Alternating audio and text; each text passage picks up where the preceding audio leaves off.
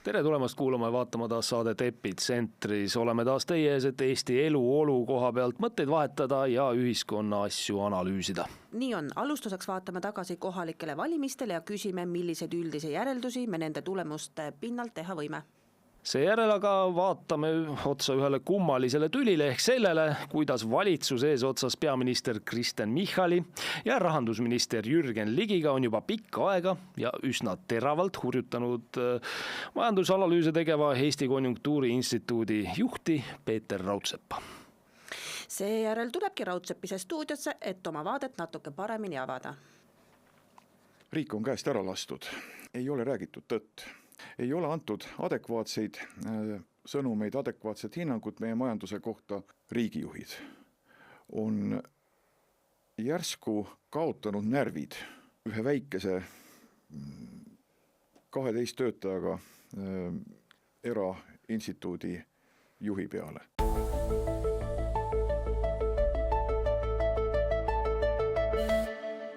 Ja muidugi on meil palve, et aitaksite meie sisul ka levida. Tellige meie kanal, märkige saade meeldivaks ja jagage seda oma sõpradega. Aga võtame siis tänased teemad taas ette.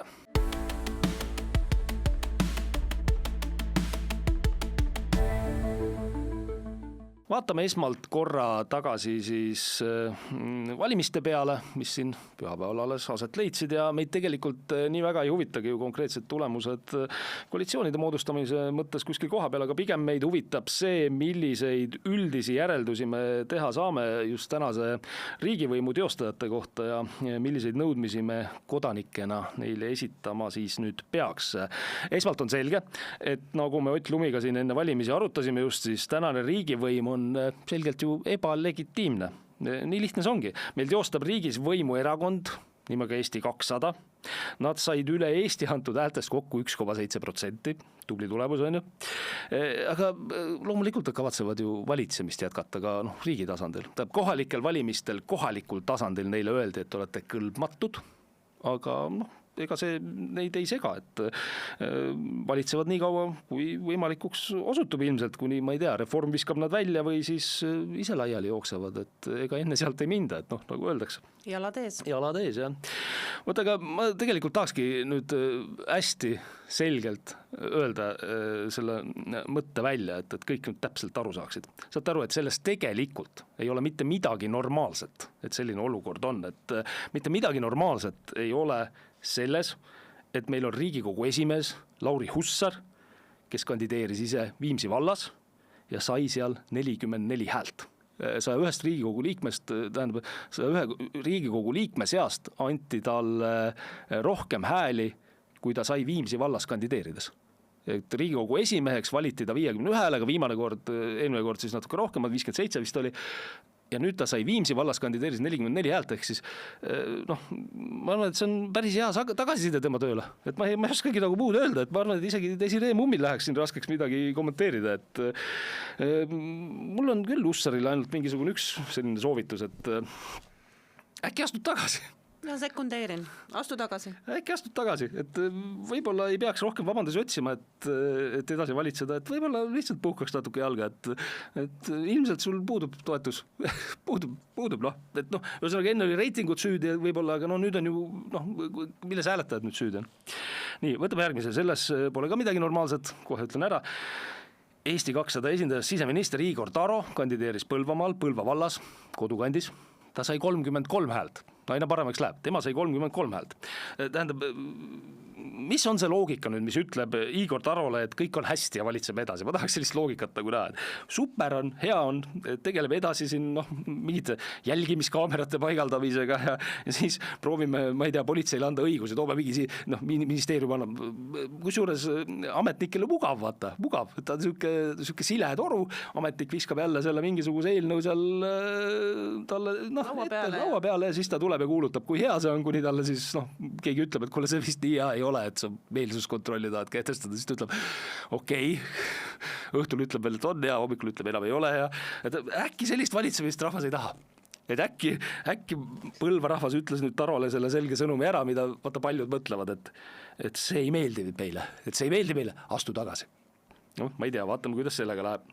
Eks selle nimekirjaga saab loomulikult jätkata, et ega siin ju Tallinnas need ringkonnad on suuremad on ju natukene, et päris kahekohalisi numbreid siin ministrid Eesti 200 omad ei saanud, aga Margus Tahkna tubli tulemus Nõmmel 206 häält. No ma ei tea, ma arvan, et protsentuaalselt äkki Taro oma on isegi parem.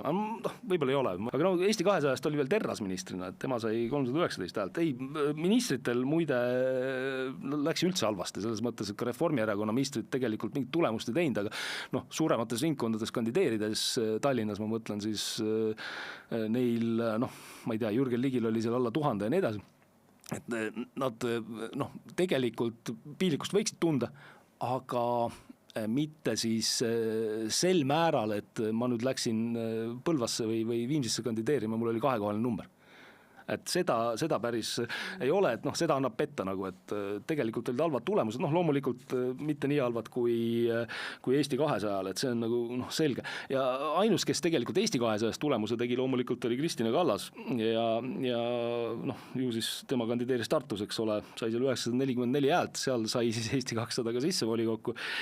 Et ju siis seal on seda seltskonda rohkem, kes seda, ma ei tea, tema 20 soo ideoloogiat või muud sellist nagu jagab, aga oluline asi siiski, et ka Kallase puhul on see, et ma ei saa nagu aru, kuidas ta nüüd maru rahul saab olla peale valimisi. Tuleb ütleb, et me tegime parema tulemuse kui oodatud. Esiteks keegi ei oodagi teilt mitte midagi. No sellepärast ta ütlebki, et tegime parema tulemuse.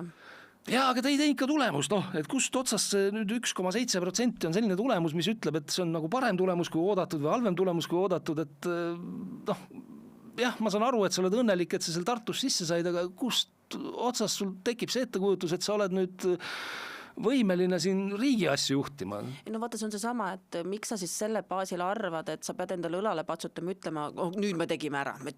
No see on väga veider. Ja seda sõnumit tegelikult ka nagu võimendatakse minu meelest ajakirjandusest, nagu, kes see kritiseerib. Lastakse, las ta siis ütleb, et oi, tegime väga hästi. Kes see kritiseerib? Mina X-is, no täpselt, vähemalt sina X-is. Aga tegelik olukord on see, et ilmselgelt valijad andsid tagasisideks, et olete kõlmatud nagu valitsema, eks ole. Ja põhimõtteliselt ainuke viis, mida teha, nagu ma ütlesin, et enne seda, kui te nüüd täiesti laiali jooksete, sest Riigikogu valimistel teil nagu tänasel hetkel nagu selgelt mitte mingisugust šanssi ei ole, enne kui te täiesti laiali jooksete või siis ülehüppate kuhugi või siis Reformierakond teid välja viskab, et tegelikult oleks mõistlik ise lahkuda, oleks vähemalt mingisugunegi, ma ei tea, sirgeselksus või ütleme siis oma ülemuste ehk kodanike rahva selline tagasiside läheks või jõuaks teile kohale, te suudaksite nagu sedagi näidata, aga ma arvan, et selline samm loomulikult vajaks eneseväärikust, et ma ei ole kindel, et seda seal on. Nii, aga jah, Reformierakonna puhul ma juba ütlesin, et ministrite puhul ega need ka samamoodi ei teinud head tulemust, aga ütleme niimoodi, et ka tervikuna nad tegid sellise oodatud tulemuse, et umbes 10% võis neil olla, 10% nad said. Eks see on vist see seltskond nüüd see 10% seal, kes nende taha nagu tänaseks on jäänud, et ta kuidagi moodi või mingil viisil on siis kuidagi riigivalitsemisega seotud, talle sobib see, ta saab sellest kasu, ta on mingisuguses sõpruskonnas, kes saab sellest kasu või ütleme kuidagi viisi endiselt toetab seda, et see ongi sinna jäänud, et kunagi Taimar Peterkop, endine riigisekretär, andis ERR-il intervjuud, siis ta rääkis seal kõrgetes riigiametnike mingisugust seminarist, kus see oli küll puudutas Kaja Kallast, mitte Kristen Michalit, kus siis Kaja Kallas osales ka, seal on kõrgete riigiametnike mingisugune seminar, eks ole, kuskil. Ja siis mingisugune siseministeeriumi asekantsler olevat seal püsti tõusnud oma küsimust, siis Kaja Kallasele alustanud niimoodi, et meie oleme siin sinu inimesed. Ma arvangi, et suur osa sellest, kes sinna taha on jäänud, on siis Kaja Kallase inimesed ja nende lähikondsed, pluss siis mingisugused seltskonnad, kes saavad tänasest võimust, kas materiaalselt või mis teist kasu neil ikka saada on, eks ole. Kas sa tahad öelda, et kes valisid Reformierakonda on pigem siis rumalad? Või nad ei haaku? Ei ole ju rumalad, nad on praktilised, pragmaatilised inimesed. Kui sa kasu saad, siis sa oled pragmaatik. Teine osa seltskond inimesi võib-olla on ka rumalad. Ei, seda mõtlengi, et kõik ei ole kindlasti kuidagi, ma ei tea, nende kasusaajate all või selles nimekirjas, et mõned lihtsalt on siis kas pimedad või ei haaku siis reaalse olukorraga. Ma arvan, et siin on mingi pärisorjuse psühhotrauma ka mängus, selles mõttes, et ikka, kui tead noh, pärast kirusid küll seda kubjast, kes talli taga tead vitsu andis sulle, aga no ega sa siis midagi ette ei võtnud. Pärast said uuesti talli taga vitsu ja nii ongi, eks ole. Noh, see on nüüd võib-olla üks versioon sellest, aga teisest küljest loomulikult Reformierakond on valimiste kaotaja ja seda on isegi peaminister Michal ju tunnistanud, eks ole. Ta küll ütles midagi sellist selle kommentaariks, et ebakindlus otsuste tegemisel lõi valitsus vastast elementi.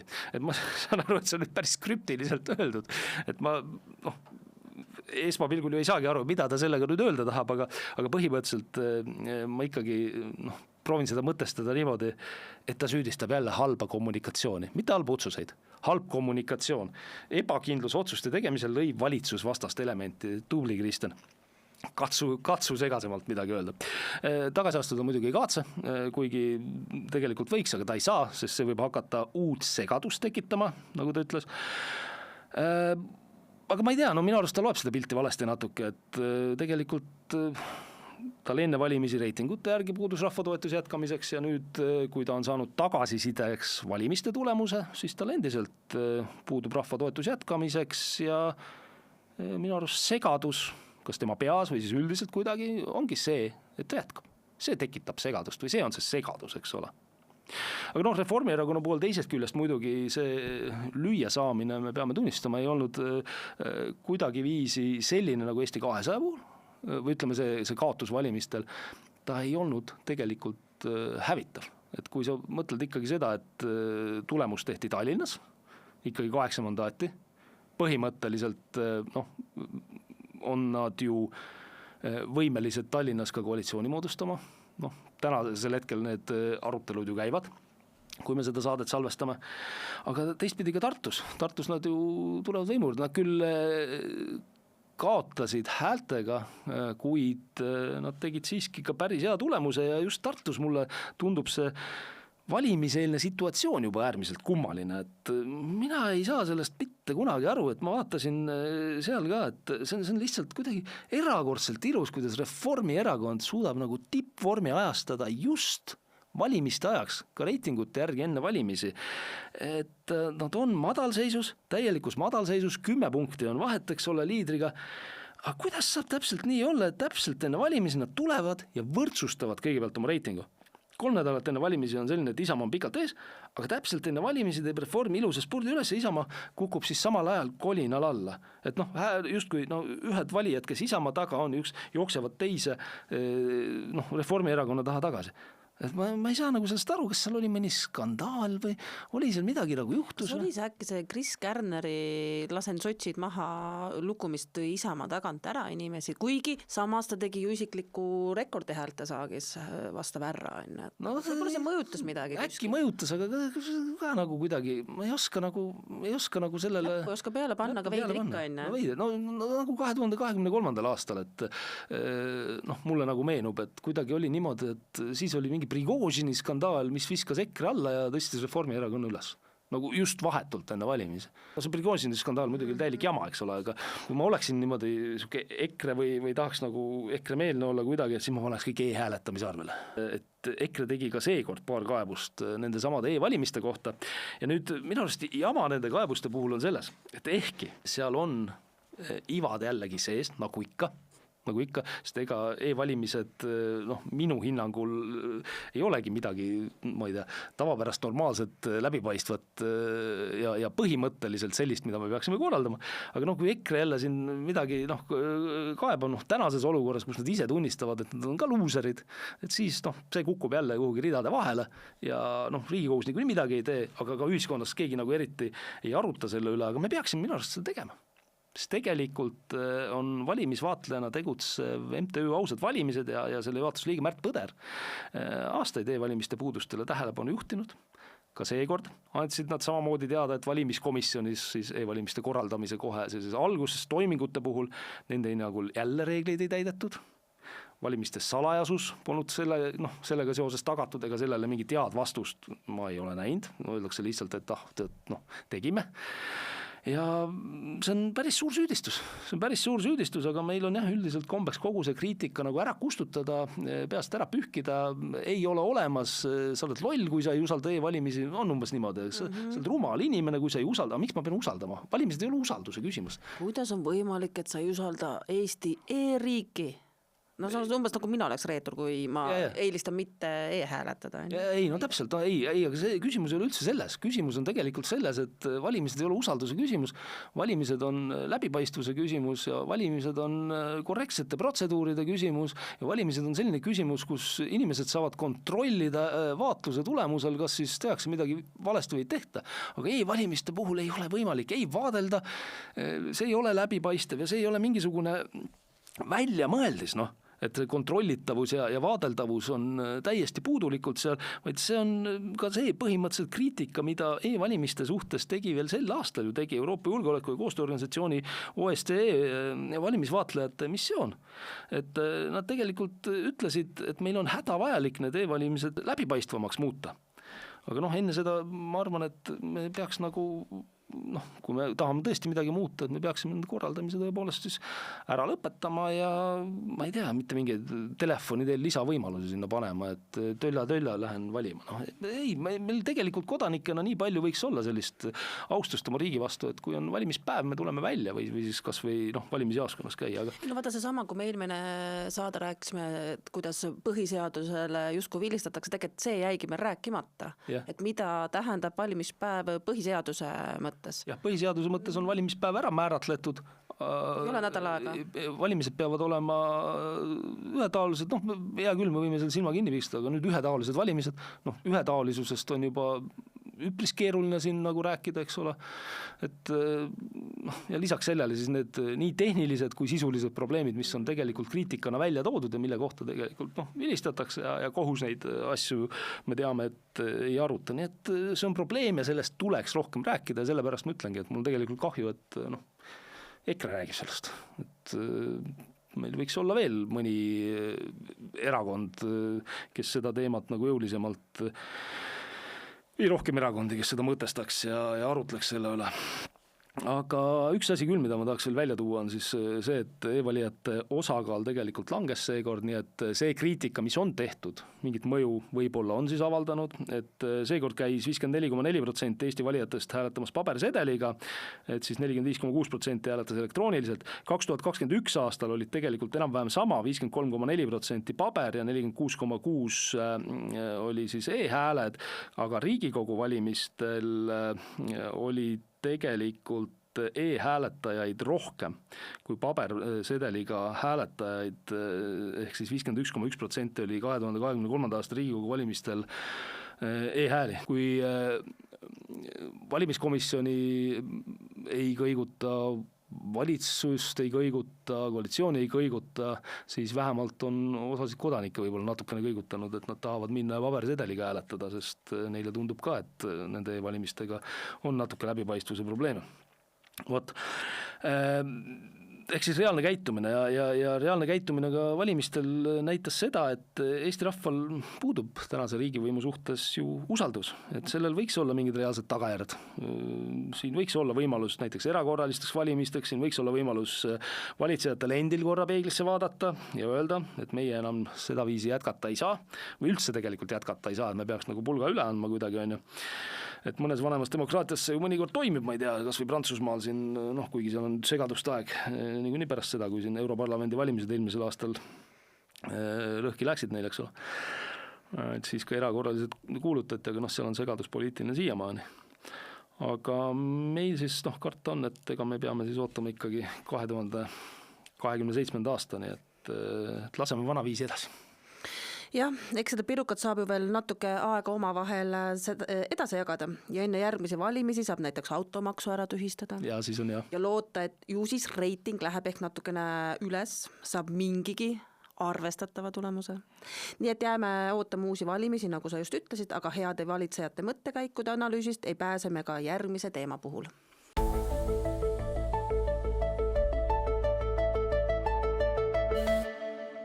Nüüd hakkame lähemalt uurima seda, millal ja miks jooksis üks must kass läbi Eesti Konjunktuuriinstituudi juhi Peeter Raudsepa ja Eesti valitsuse vahelt. Kes on vähegi jälginud, on märganud, et viimastel aastatel on Raudsepal tekkinud avalik vastuolu Eesti valitsuse ja peaministriga, põhjuseks peamiselt muidugi hinnangud majanduspoliitikale ja majandusolukorrale Eestis. Kuna see, mida Raudsepp uuringutele ja näitajatele tuginedes väidab, ei meeldi meie valitsusele eesotsas peaminister Kristen Michalile ja rahandusminister Jürgen Ligiga, siis nemad on lasknud omalt poolt välja sellised süüdistused, et EKI juht halvustab majandust liigselt. Seda süüdistusi on, alles me kuulasime jälle kuskil Riigikogus, Jürgen Ligi ei suutnud suud hoida, et see on ikka täitsa niimoodi tõrvab tuliselt, et see on uskumatu, kuidas tegelikult üks minister võib seda endale lubada, ega keegi nagu natuke talle öeldakse seal, selles mõttes opositsioon muidugi ütleb, et kuule, et nii ei sobi, aga sellist laiemat kriitikat sellise suhtumise suhtes näiteks ajakirjandusest vist ei olegi. Ei ole täheldanud küll. Ehk siis, kui läheme selle algprobleemi juurde tagasi, siis seda, et meil on majanduslangus, see on olnud pikalt, see ei tule kellelegi üllatusena ja kuigi hetkel just peaminister tavatseb öelda, et langus on pidurdunud, märgata on kasvu, siis reaalpilt, ma kardan, on tegelikult pessimistlikum, kui nad välja paista lasevad. Ja ega seda Rail Balticut igavesti nüüd ei ehitata. Et saame selle mõisa küll otsa valmis, siis on jälle kõik. Aga hakkame siis olukorrale täpsemalt otsa vaatama. Teeme väikse sellise analüüsi. Kuigi Peeter Raudsepp on varemgi EKI majanduse olukorda ja prognoosi tutvustanud, siis möödunud aasta juuli lõpus seda tehes oli ta minu hinnangul selline kas jõulisem või siis lihtsalt otsekohene ja väga aus. Raudsepp küll otsis ka majandusolukorras paranemise märke, kuid tema peasõnum oli siiski see, et olukord on halb. Muret tegi talle see, et toidukorv on viimastel aastatel väga jõuluselt kallinenud. Oleme seda ju isegi poes käies tunnetanud, et samad asjad, mida me ostsime aasta aega tagasi, on tegelikult läinud oluliselt kallimaks. Võtab hinge kinni. Kusjuures nii ongi see, ja tegelikult kui sa slaidi ka veel vaatad seda täpsemalt, võrdled seal aastat näiteks 2020, 5 aasta tagust aega, ja vaatad, et sul on praktiliselt 100% täis ei anna, aga ta on seal 70 juures äkki, võib-olla isegi rohkem. See on uskumatu, jällegi ma küsin uuesti, et kelle sissetulek nii palju tõusnud? No just. Raudsepp tõi siis oma sõnavõtus välja, et majandus on kahanev, nagu ka meie rahvaarv muideks, ning tõuseb vaid maksukoormus. Ja siis Raudsepp ütles midagi, mida reformierakondlased talle ilmselt ei andesta. Liigume Euroopa 5 kallima riigi suunas. Oot ei liigu siis või? Sõnamäng hea, enne. Yeah. Mäletame ju küll seda Reformierakonna lubadust viia Eesti 5 rikkama Euroopa riigi hulka. Oota, kumbas suunas me liigume, ma tahaks ka teada, siis kas 5 rikkama või 5 kallima või? Või oleme juba 5 kallima seoses? Kallim, rikas, vaatame, kas on sünonüümid. Ühesõnaga, Raudsepp tõi siis selle kõik välja. Kes mind natukene teab, kes on minuga nagu rohkem aega veetnud nagu sina, siis teab, et mulle meeldib õudselt öelda ja siis hakkasid asjad juhtuma, sest täpselt siis hakkasid ka asjad juhtuma. Esimesena võttis muidugi järgmisel päeval pärast seda sõnavõttu hetke peaministri majandusnõunik Ardo Hansson, öeldes siis, et Konjunktuuriinstituudi väide, et Eesti on teel Euroopa 5 kallima riigi sekka, ei vasta tegelikult tõele, sest praegune hinnatõusu tempo nõnda kiire ei ole. Üks põhiline asi, mida siis ümber lükati, oli Raudsepa väide, et toiduainete hinnatõus on Euroopa Liidus üle keskmise. Sest Hansson väitis Eurostatile tuginedes, et hoopis veidi üle 2% alla EL-i keskmise. Ehk siis, et Eesti on Euroopa Liidu üle keskmise hinnatõuseks ole, aga Hansson väitis, et ei ole, et alla. Just. Võrdlesid nad samu numbreid?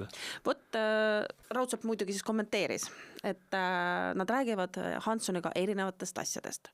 Öeldes siis, et esitasin väite Euroopa 5 kallima riigi hulka jõudmisest, pidades silmas lihtsa inimese poolt kõige enam ostetavaid kaupu, toiduained ja mitte alkohoolsed joogid, jalatsid, riidekaup. Ja, kus me praktiliselt juba olemegi kohal. Samuti ei pidanud ma silmas mitte praegust inflatsiooni taset, vaid uute maksude mõju hindade taaskordsele kasvule. Vot, siin ongi see, et see on tüüpiline selline argumentatsioonistrateegia, aga tegelikult see on loomulikult argumentatsiooni viga, et sa ehitad endale selle väikese õrgmehikese ja siis lähed, võtad endale selle puust mõõga ja siis lähed ründama seda. Et nii tegelikult ju ei maksa, see on ju alatu. Vot, oleks see siis siinkohal lõppenud, aga ei võta näpust. Eelmise aasta 1. augusti valitsuse pressikonverentsil rääkis Michal sama juttu nagu Hanson varasemalt. Eesmärk Peeter Raudseppa hurjutada. Vaata seda Postimehe pealkirja, päris tabav on ju. Hurjutame Peeter Raudseppa. Aga meenutame korra, mida peaminister ja rahandusminister siis toona täpselt rääkisid.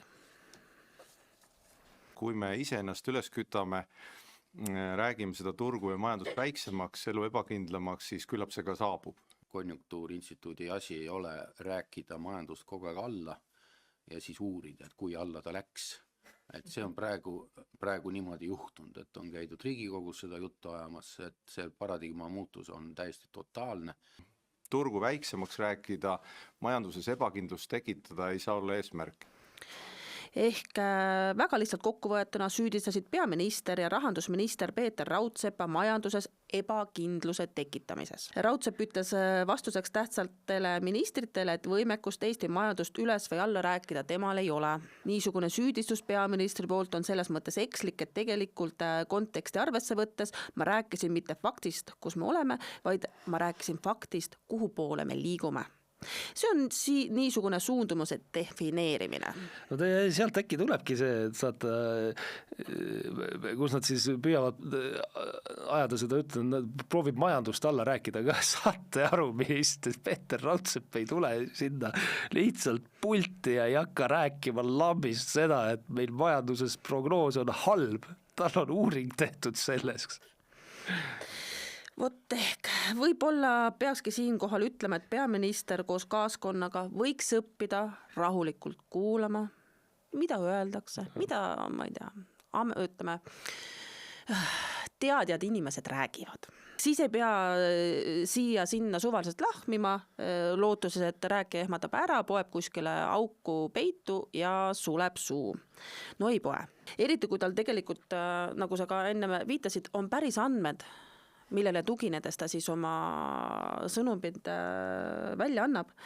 Ega valitsusel muidugi ei meeldi, kui keegi ausalt räägib, kuidas majanduses asjad on ja välja paistavad ja kuhu tulevikus jõuda võib. No see valitsusel on kuidagi huvitav selline arusaamine, et siis kui ma räägin nagu paremini, kui asjad on, et siis justkui sellel inimesel, kelle raske on, läheb elu paremaks. No ei lähe, fundamentaalsed probleemid, mis vajavad kuidagi moodi lahendust, arusaadav, et valitsus ei saa üksinda kuidagi mingisugust majandust korda teha, aga keskkonna loomisel te olete täielikult läbi kukkunud, nagu me siin märkisime. Sellele andis muide valimistel rahvas ka oma hinnangu.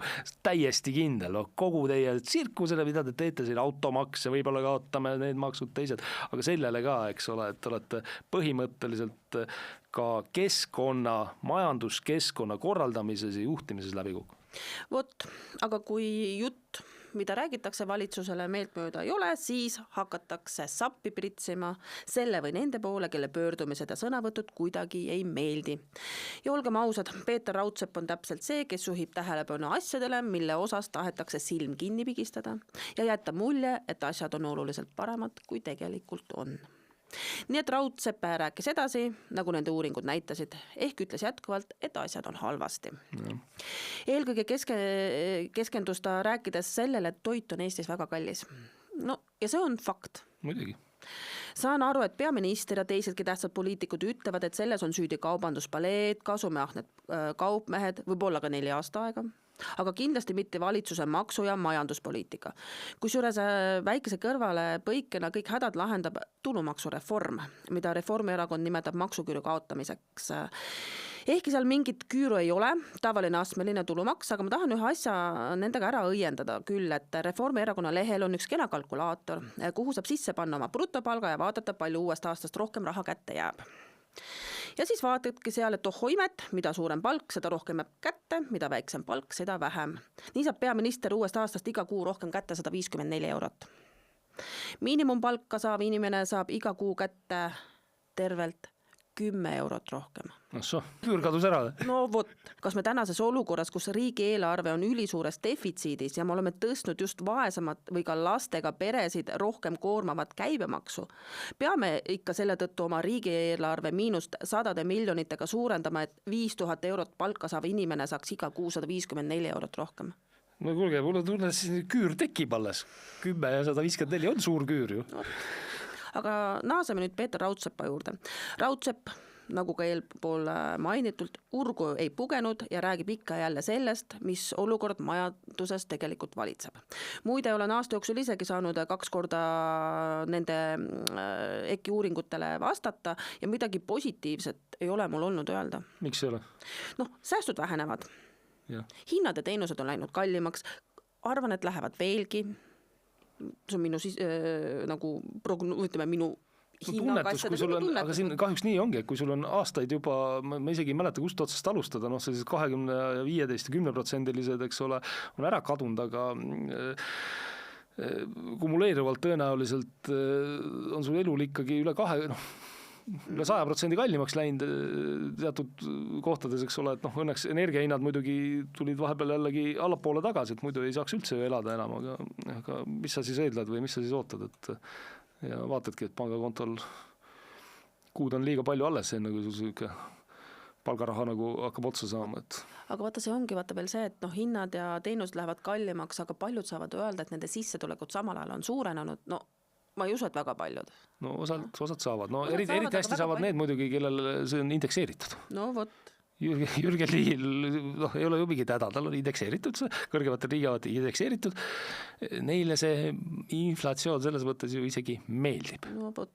Ja kuna EKI uuringud näitavad seda, mida inimesed hetkel tunnevad, siis Raudseppal on olnud põhjust arvata, et need jõuavad ka statistikasse ja tegelikult ongi jõudnud.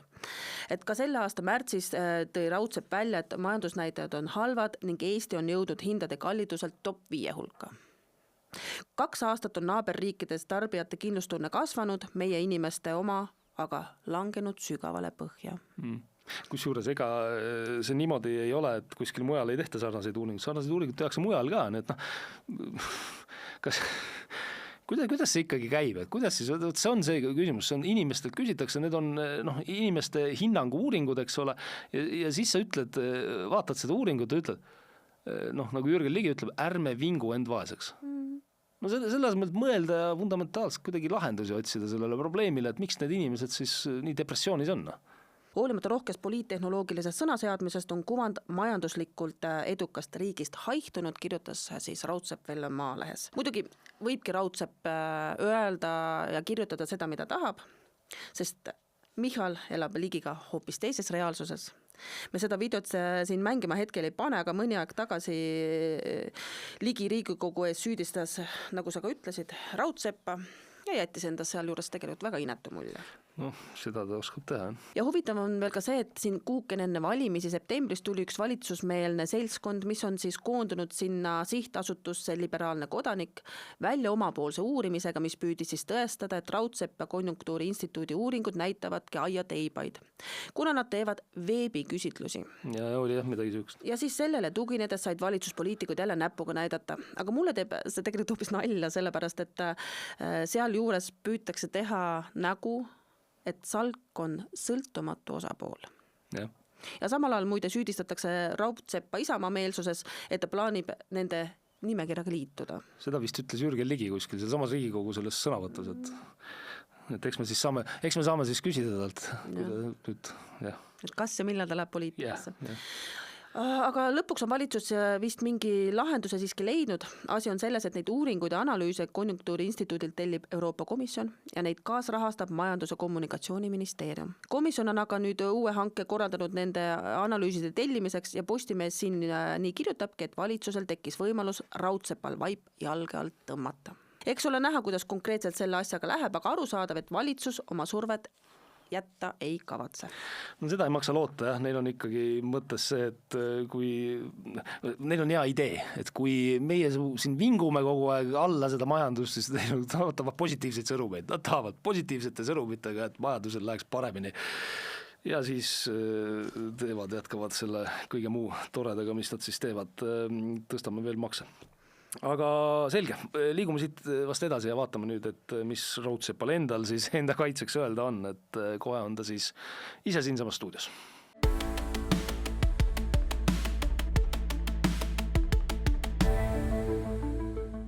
Ja nüüd ongi meil stuudios Eesti Konjunktuuri instituudi juht Peeter Raudsepp. Tere, Peeter! Tere!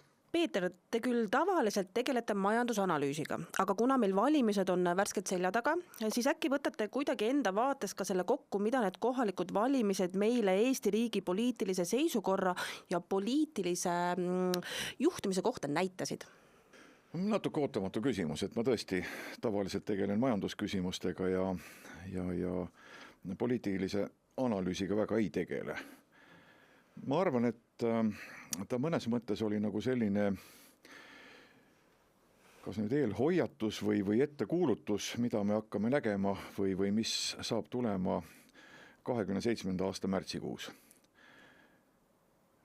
Mõned sellised tähelepanekud veel, et kui nüüd Reformierakond näiteks on öelnud või paljud reformierakondlased, et see, et halvasti läks valimistel, tõepoolest läks, et see on selle suvise Tallinnas toimunud jandi süü.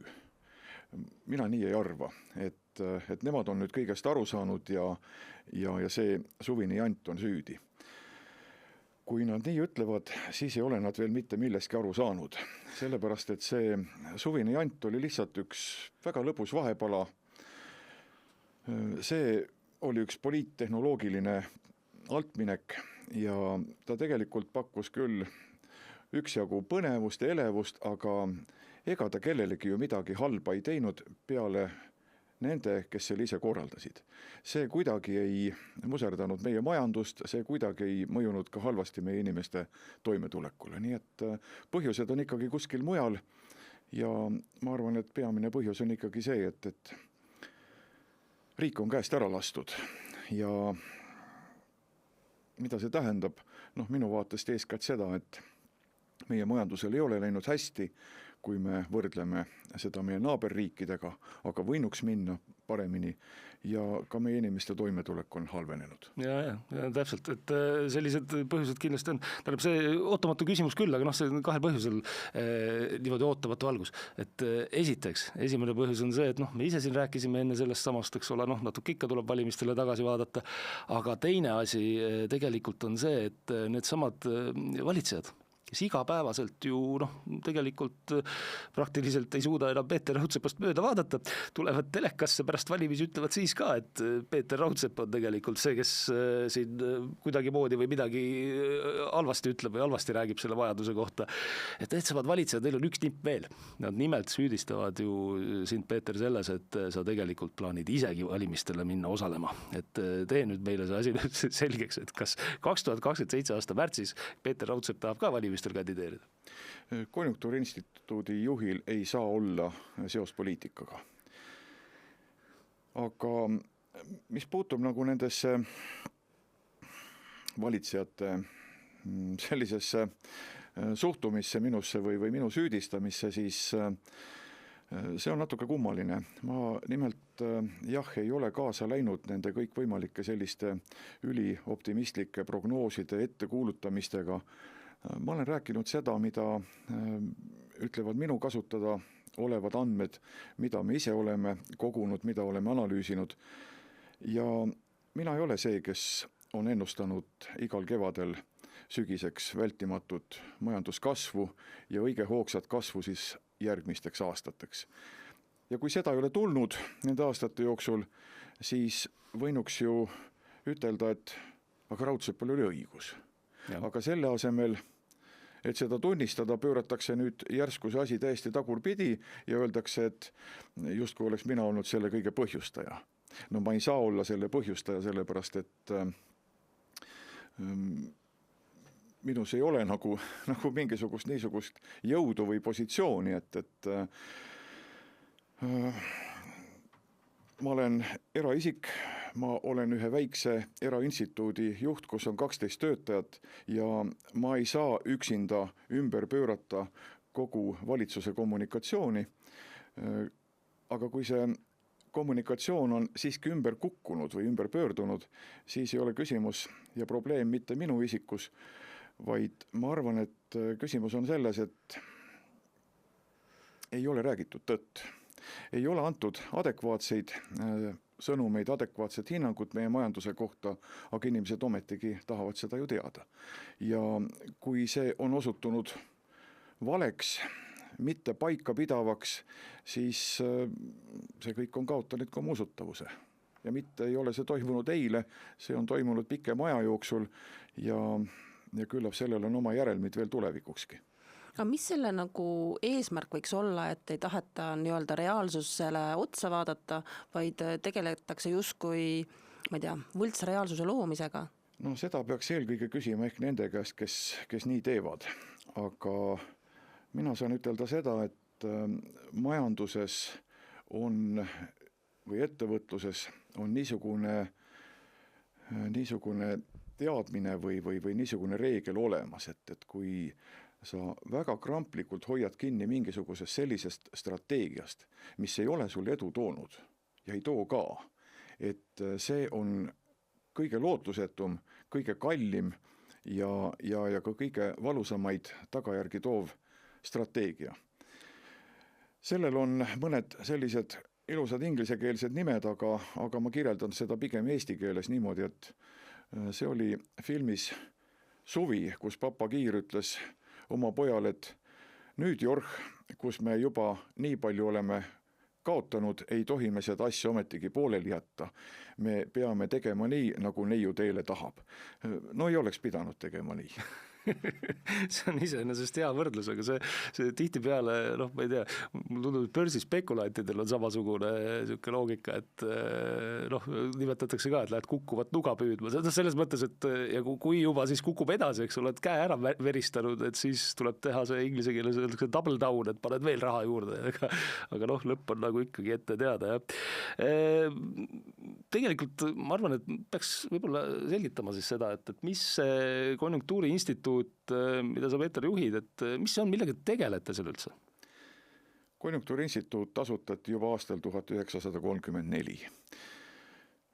Ega ma täpselt seda asutamise lugu ju peensusteni ei tea. Ma tean, millal see asutati, ma tean, et kes olid selle asutajad, oli Kaubandus-Tööstuskoda, oli Põllutöökoda, oli Eesti Pank, Tartu Ülikool, mitmed kommertspangad, statistika, kas ta siis oli valitsus või Statistikaameti eelkäija.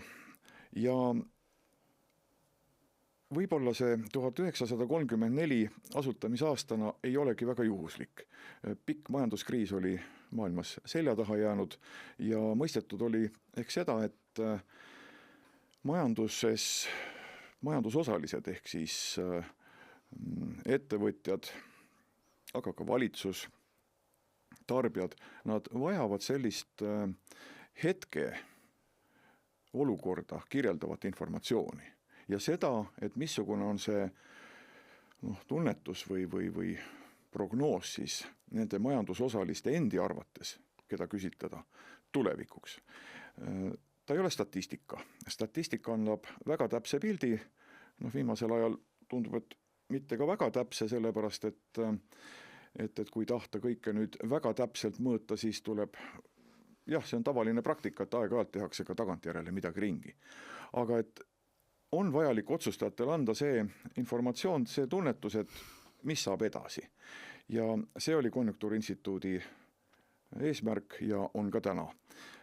Täna kuulub aktsiaselts Eesti Konjunktuuriinstituut Kaubandus-Tööstuskojale ja jätkab sellist sõltumatu vaateandmist, on väike sõltumatu erainstituut ehk uuringuid teostav asutus. Kas peamine uuringumeetod on siis selles mõttes küsitlused ja selle järgi siis, see tegelikult maailmas täiesti tavapärane meetod, millega analüüsitakse, eks ole, ühte sorti analüüseks, et vaadatakse, mis on turutunnetus ettevõtetel, juhtidel, ka inimestel, eks ole. Ja mõõdame siin tarbija ja äribaromeetreid, aga oleme ka Šveitsi IMD partnerinstituudiks siis rahvusvahelise konkurentsivõime hindamisel, nii et ka rahvusvahelise konkurentsivõime edetabeli koht siis Eestile tuleb läbi meie. Ja üks vahe siis, eks ole, kuna sa statistikat ka mainisid, et statistika annab need faktid või pildi tagantjärgi. Jah. teil on jooksev info selle kohta, kuidas tunnetus on? Ja me küsime hetkeolukorda, no näiteks tarbija baromeetri puhul, kui me tarbijakindlustunnet hindame või mõõdame, siis me vaatame sellise vaate, et missuguse oli see pere, küsitletava pere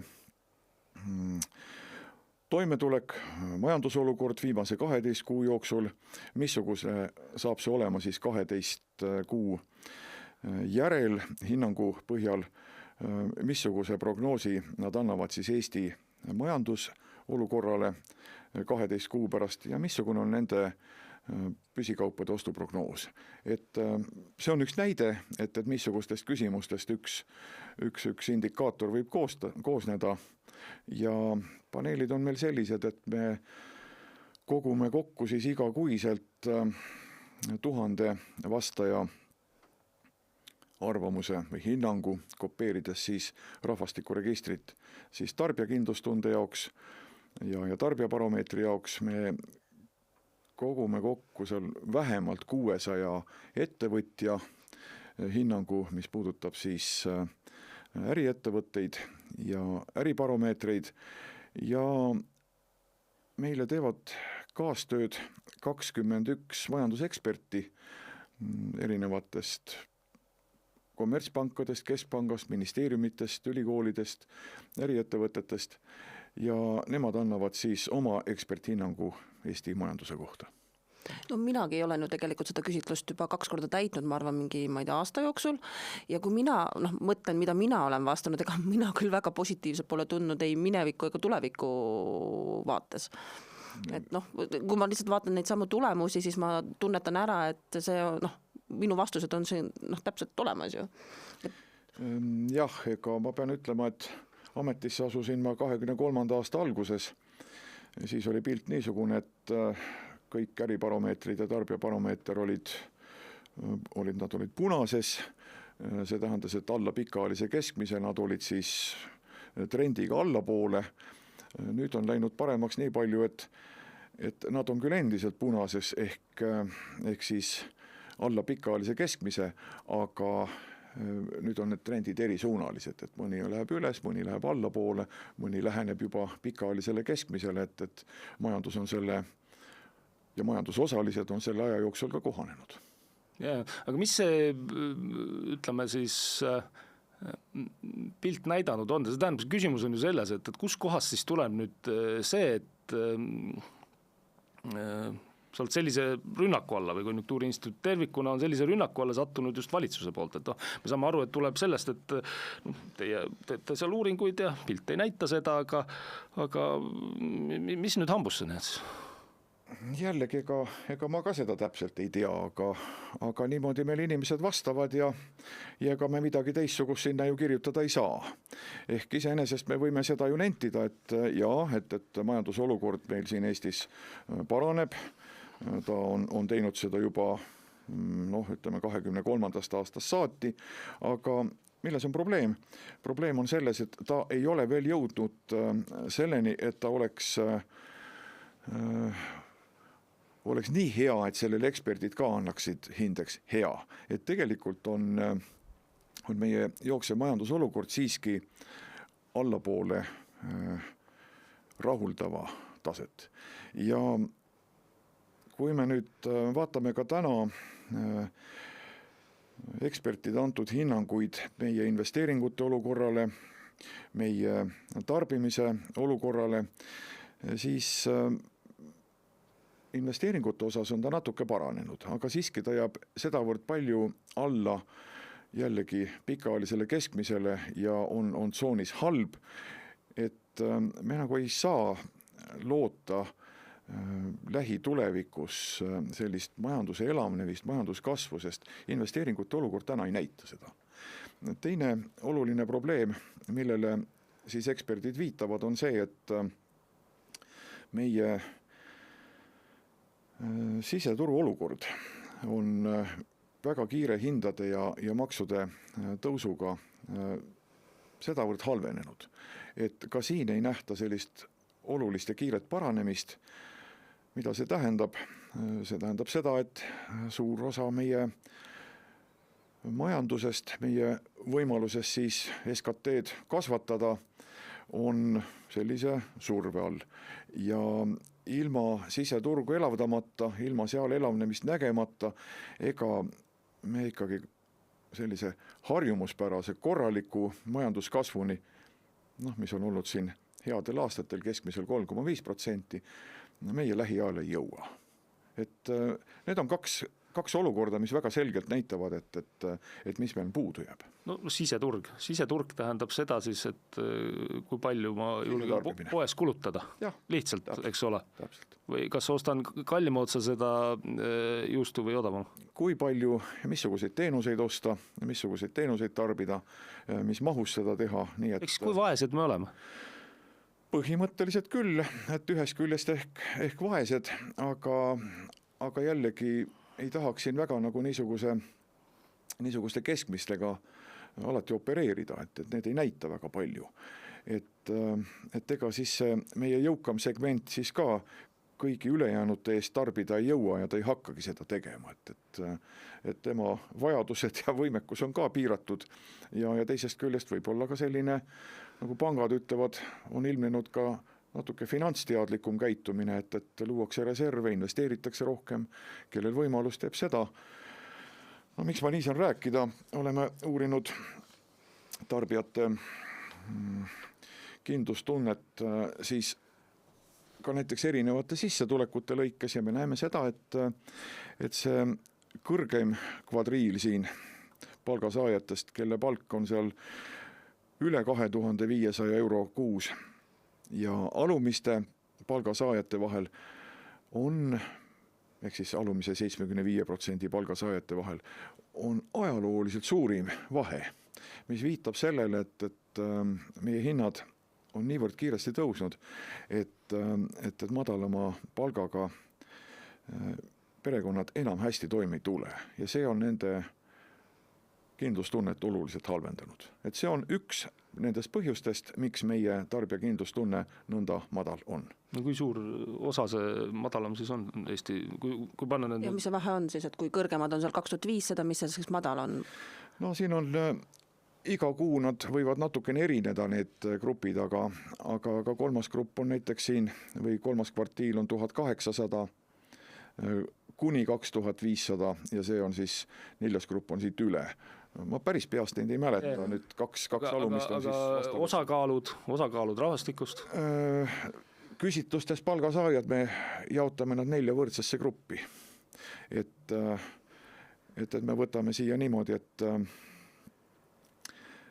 kui meil on üks kindel arv palgasaajaid siis, või vastajaid, siis me jagame nad selliselt, et 25% oleks ülemises, 4., 25. 3., 25. 2., 25. 1. Ühesõnaga selle tabeli või graafiku pealt on siis näha, et ülemine 25 tunneb ennast võrdlemisi veel kindlalt.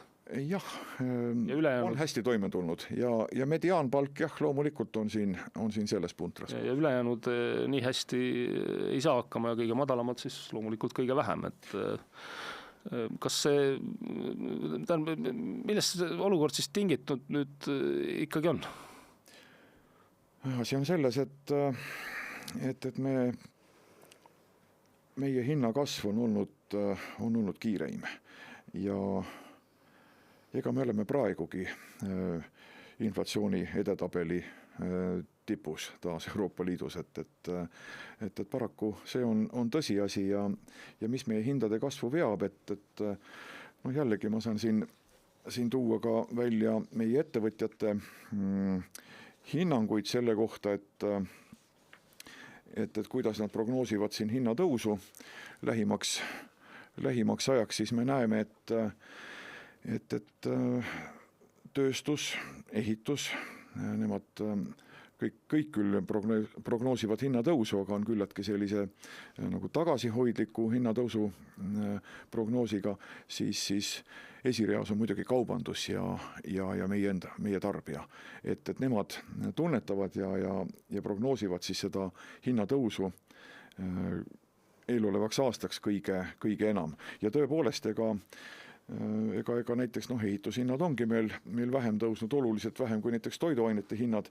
Siin on üks oma toidukorvi uuring Konjunktuuriinstituudil. Selle metoodika ja sisu on sama ja me näeme, et ta on vapralt kasvanud siin viimase 4 aasta jooksul ikkagi üle 1,5-kordseks ja kui vahepeal siin 2 eelmisel aastal oli niisugune väike hetk, et järsku see kiire hinnatõus on nüüd läbi saanud, siis oi ei, et käesoleval aastal 3. kvartalis võrrelduna eelmise aasta 3. kvartaliga me saime siin ka ligemale 10% hinnakasvu. No seda, ostukorvi kallinemist tegelikult tunneme meie ju igapäevaselt, kui me käime poes, ma ei tea, lapsed on kooli vahel kodus näiteks praegult, läheb oluliselt rohkem, aga siin on ju räägitud sellest valitsuse poolt, et kaupmees on ahne, meil on kaubanduspaleed, kui palju see mõjutab seda, et ostukorv siis lõpuks kallim on? Olen ise kaubandust juhtinud. See oli mu esimene töökoht peale ülikooli, töötasin ETK kontsernis, juhtisin siis seal mingit aega ka kogu hulgikaubandust, logistikat ja importi. Hiljem siis ka Kesko kontsernis ka raudaketti Eestis juhtinud. Ma natukene ütleks, et ma arvan, et natuke me lihtsustatult käsitleme seda, et jah, kaubanduspinda võib meil olla palju küll, aga teisest küljest kujutage nüüd ette, et seda hakatakse kusagil sulgema. Natuke teisel viisil, kui kaupmees seda ise teeks. Kaupmehed niikuinii teatud kohtades kauplusi sulgevad, kuskil avavad. Kaupmehe asi on alati hõivata paremad asukohad.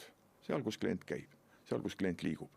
Ja see on reegel, see oli nii, see on ka tulevikus nii.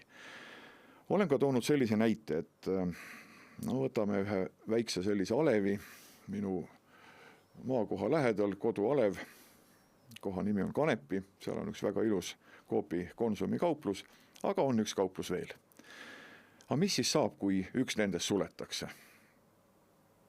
Kas teine kauplus siis, kui ta selle käibe üle võtab, suures osas, kas tema siis ütleb, et nüüd ma saan oma kulud jagada suurema käibe peale ja mul on võimalus kaupade hindu alandada, ma teen seda.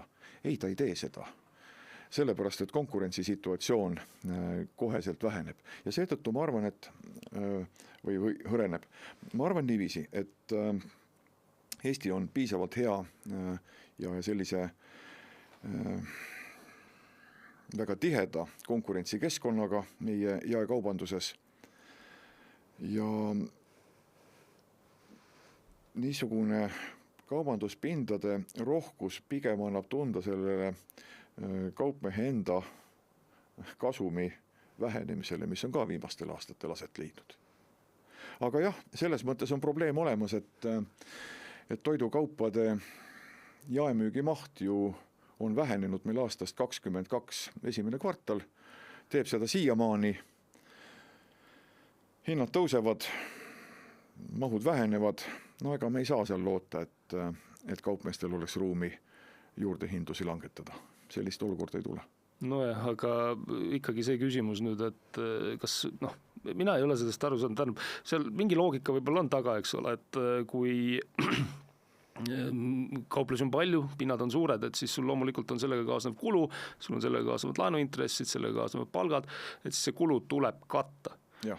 Aga majanduses ei käi niimoodi, et ettevõtja katab kulusid lihtsalt heast peast. Ettevõtja ei kata heast peast kulusid, vaid ettevõtja soovib kasumit teenida, kui ta ei suuda kasumit teenida, siis ta ju lõpetab selle konkreetse tegevuse ära, et kas see loogika siis päriselt kaubanduses ei kehti. Ma kuulasin ka näiteks Albert Heidu Vitsurit, kes seda sama loogikat tegelikult, et kulud tulevad katta ja kaubanduspind on palju, esitas siin hiljuti, me kuulasin, vaata Riigikogus ta käis esinemas, aga see loogika endiselt minu arvates on kuidagi orastel sellepärast, et sellisel juhul mina ikkagi soovitaks pöörduda kõigil neil Konkurentsiameti poole. Sellepärast, et sellisel juhul peaks kunstlikult ju hindu üleval hoidma. Kui konkurents ei toimi või miks see konkurentsis ei toimi, sest kui konkurents toimib, siis dumpingut muidugi ka ei tohi teha, aga ikkagi peab ju turul, paned ühele ristmikule 4 kauplust, siis lõppkokkuvõtted nõrgemad peaks ju välja tulema. Jah, konkurents toimib, ma usun sellesse. Aga nüüd me saame teoreetiliselt arutleda, et on jah neid palju. No ise küsimus on see, et mida me veel ei ole siin vaadelnud, et mis on need kaubanduspinna sellised ruutmeetri hinnad, et lõpuks ega siis see hinnatase on see tegur, mis määrab ära ka selle kulu suuruse. Aga jällegi, et kui ristmikul on koos 4 kauplust, siis ma arvan, et mitte ühtegi neist 4 ei panda kinni, kui me kujutame ette sellist hüpoteetilist sulgemist. Pannakse kinni ikkagi kauplus kusagil seal, kus ta endaga toime ei tule. Kui on 4 kauplus, siis tähendab seda, et seal on kliente piisavalt. Kui kuskil on 1 kauplus, siis kuskil maapiirkonnas, väikses kohas, siis ma arvan, et see võib olla üks esimesi, mis suletakse, sellepärast, et ta on teistest eemal, varustamise kulu on kallim, käive on väiksem, nii et lõppkokkuvõttes see ei pruugi üldse olla nii, et kui me kujutame endale ette hüpoteetilist sulgemist, et siis neid suletakse kusagil seal, kus on neid palju koos. Kus on palju koos, see tähendab, et on ka palju kliente. Aga lõppkokkuvõttes mulle tundub, et selline kaubanduse juhtimine, et ega see meid kusagil ei vii, et nii me võiksime iga asja kohta hakata arvama, et meil on näiteks hotelle liiga palju, sest ilmselt praegusel hetkel on suurem osa Tallinna hotellitubadest ju tühjad. Päris kindlasti on meil tõukerattaid liiga palju, sest ma ei ole kunagi neist näinud rohkem sõitmas kui parkimas, et me võiksime seda loetelu jätkata. Tanklatega on nii ja nii edasi. No valitsus otsustas ju, et autosid on liiga palju ja hakkas juhtima autode vähendamise programmi automaksuga, millegi pärast lastega peredele nüüd tehti. Täiesti tulemuslikult. Kui vaatame viimaseid automüügi andmeid, siis tõepoolest, et Eestis müük oli uutel autodel langenud 40% võrra, samal ajal Lätis, Leedus sama võrra kasvanud. No mida see tähendab? See tähendab tegelikult seda, et maksudena mindi välja võtma ühte raha märist. Võetakse üks raha välja. Mis selle tagajärg on? Langevas majanduses selle ärivaldkonna maht väheneb. Täpselt sama ju toimub ka toiduainete puhul. 2 korral on tõstetud käibemaksu, kui jaemüügi maht on vähenenud ja väheneb endiselt. Ja siis võiks nagu küsida, et aga mida see siis nüüd andnud on? Et ma saan aru, et neid maksuanalüüse niikuinii tehti rohkem nagu sellistest tendentsi poole kaldu prognoosidest lähtuvalt ja mõnedest valitsuse hüüdlausetest. Kui tõsiselt neid kõiki on analüüsitud, ma võin selles kahelda, päris kindlasti ei ole analüüsitud nende koosmõju, aga võis küsida, et kas analüüsitud on nagu mitmete maksude nagu sellist summat, et kui kuskil ärimaht väheneb, no siis see tähendab seda, et maksumäära me võime tõsta käibemaksul, aga käive ise on vähenenud.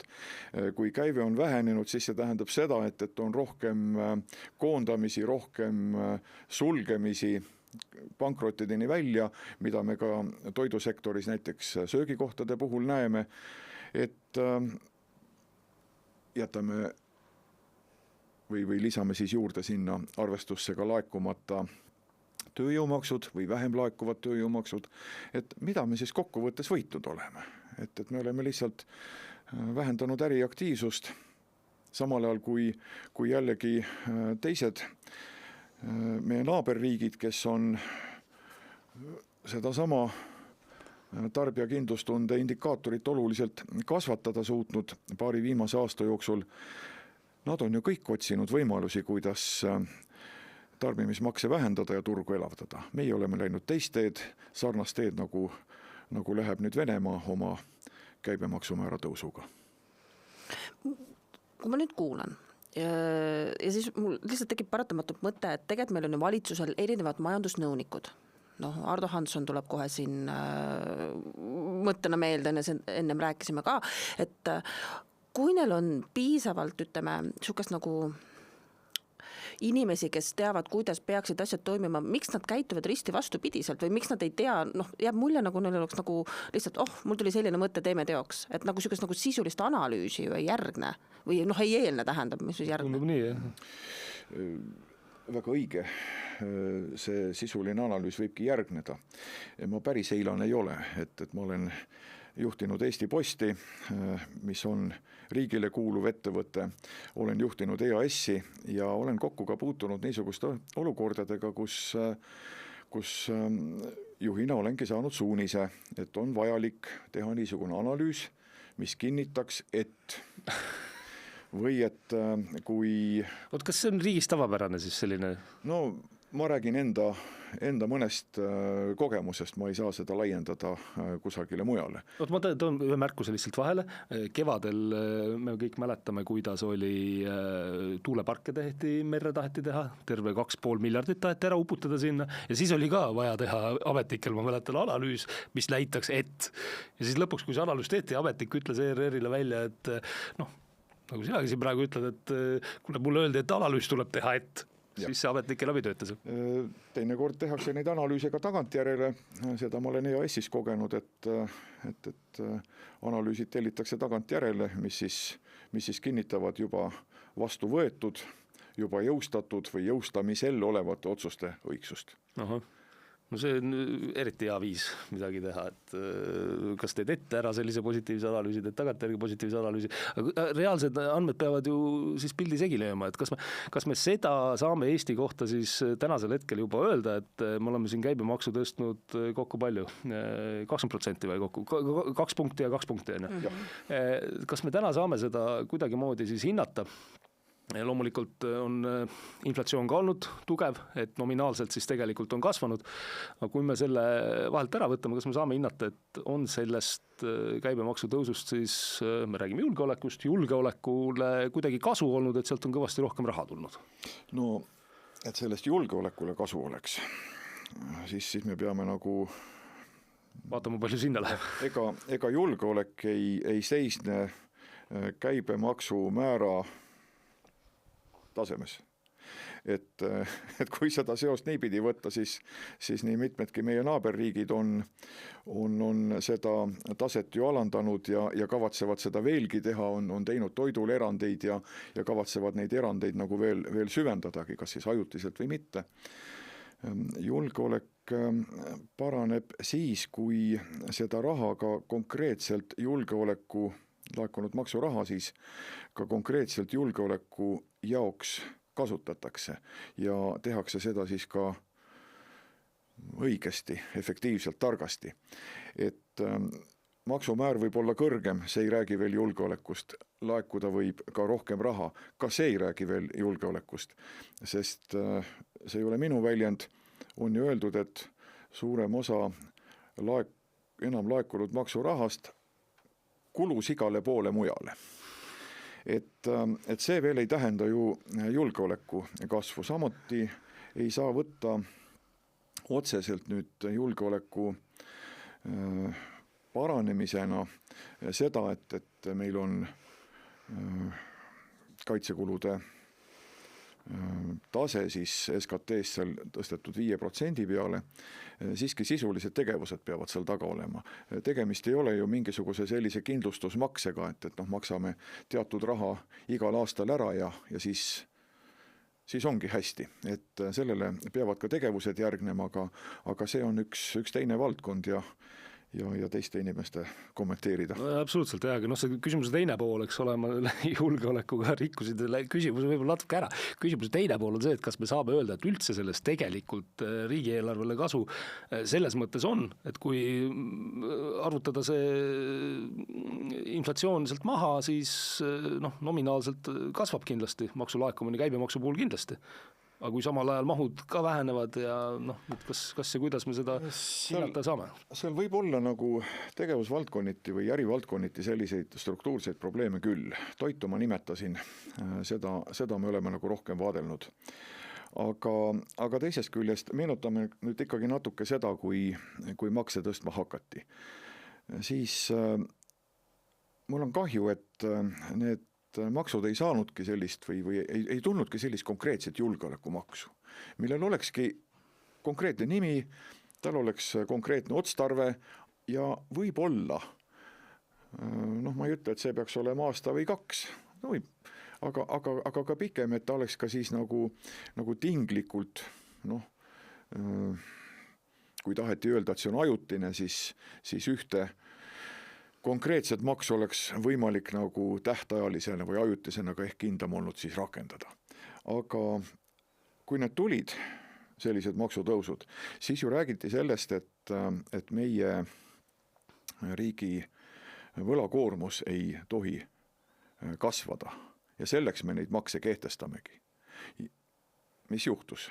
Juhtus see, et riigi võlakoormus sai kiire kasvu, kui ma nüüd väga täpselt peast mäletan, siis 2019. aastast alates on see kasvanud 2,5-kordseks, kasvab veelgi ja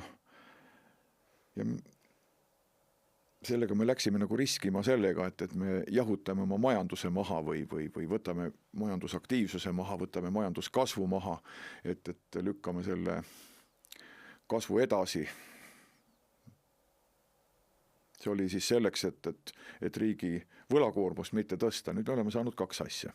Nüüd me oleme saanud selle, et meie võlakoormus on kiiresti kasvanud ja kasvab veel ja kõik majandusnäitajad, praktiliselt kõik majandusnäitajad on meie naaberriikide omast halvemad. Jah. Selline see pilt on. Ma tahaks selle hinnatõusu juurde korra tagasi tulla, et ikkagi prooviks lihtsalt nüüd selgitada, mis seda siis nüüd tagant lükkab, et miks on nii, et meil on endiselt kõige kõrgem inflatsioon siin, kui me võrdleme ükskõik kellega siin Euroopas ennast? No ja meie igasuguste probleemide juures me peame arvestama sellega, et tegelikult väike riik, väike majandus, avatud majandus, ta on väga vastuvõtlik välismõjudele ja ongi. Nüüd on küsimus selles, kas me neid välismõjusid saame kuidagi nagu kompenseerida või vastupidi, me kuidagi võimendame neid. No me oleme näinud seda võimendamise teed. Jah, eks siis maksutõuse pead silmas. Jah, et algas kõik aastaid tagasi väga kiire ja väga järsu elektri hinna tõusuga. Kui jällegi võtame 10 aasta taguse aja, 2015 tasemeks 100%, siis mis see meie elektri hind oli? 3,5 kordistunud. Öeldi, et ei ta päris nii palju ikka ei ole, et Statistikaamet peab natukene ringi arvutama. Küllap nad arvutavadki, küllap nad seda siis kunagi ka ütlevad, et mis see hinnatõus siis tegelikult oli. Kui ta oli seal 2-kordne, 2,5-kordne, ehkki ma ei usu, et nii väike, siis me oleme ikkagi kas kõige kiirema või üks kiirema elektri hinnatõusuga riikidest. See on sisendhind, eks ole. Väga oluline seal juures. Ega siis...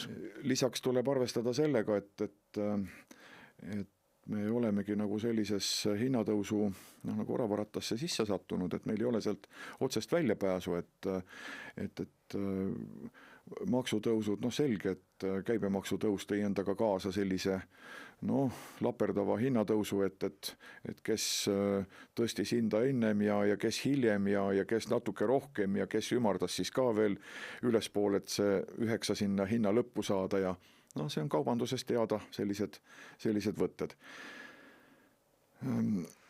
Me kutsusime sellega kaasa kiirema või suurema hinnatõusu, kui andes põhjuse hindu tõsta, kui tegelikult oli see aritmeetiline hinnakasv, mis tulnuks või tulenenuks sellest käibemaksumäära tõusust. Inimesed reageerivad sellele, käivad rohkem palka küsimas, kellel see õnnestub, sellele makstaksegi, need omakorda kasvatavad jälle kulusid ja niimoodi me siis kiiret sammume edasi. Ma ei tea, ma kuulen, Peeter, asjalik jutt tundub, aga ometi on peaminister Michal, rahandusminister Ligi öelnud, et see Peeter Raudsepp, jumala eest, tema räägib majandust alla. Et võib-olla on hoopis sinus siis see süü, mitte selles, et tegelikult majandus päriselt on halvasti. Äkki sinu jutt on liiga negatiivne? Kuidas ta siis ei ole halvasti? Meil on ju objektiivsed näitajad siia kõrvuti panna ja kui kui me jääme alla näitajate poolest oma naaberriikidele, siis ju tegelikult ongi halvasti. Ja mida ma siin silmas pean? Ma ei pea siin silmas ainult seda tarbija kindlustunde indikaatorit. Ma pean silmas seda, et meil on tegelikult ju käimas üks pikk majanduslangus, mis on kestnud 13 kvartalit ja see langus on pikem, kui oli masuaegne langus. Me oleme inflatsiooni näitajate poolest oma naaberriikidest kahjuks üle. Rääkisime sellest, et riigi võlakoormus kasvab rekordkiiresti, et oleme olnud sellega Euroopa Liidu jällegi edetabeli, sellise äraspidise edetabeli tipus. Meie riigi rahvusvaheline konkurentsivõime on ju langenud. 22. aastal me olime veel 22. kohal. 2 aastaga me langesime 11 koha võrra, see on väga suur langus. Ja siis peatusime seal 33. kohal. Meie koht võinuks olla kusagil seal ikkagi esimese 20 sees.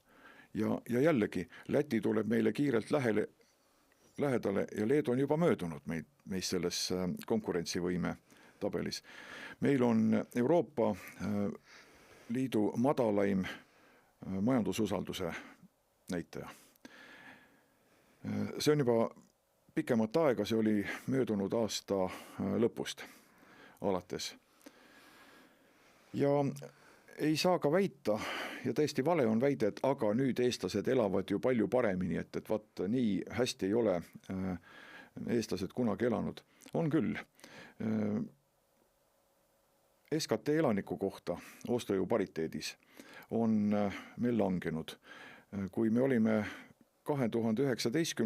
aastal seal 85% tasemel Euroopa Liidu keskmisest, siis nüüd oleme langenud 79%.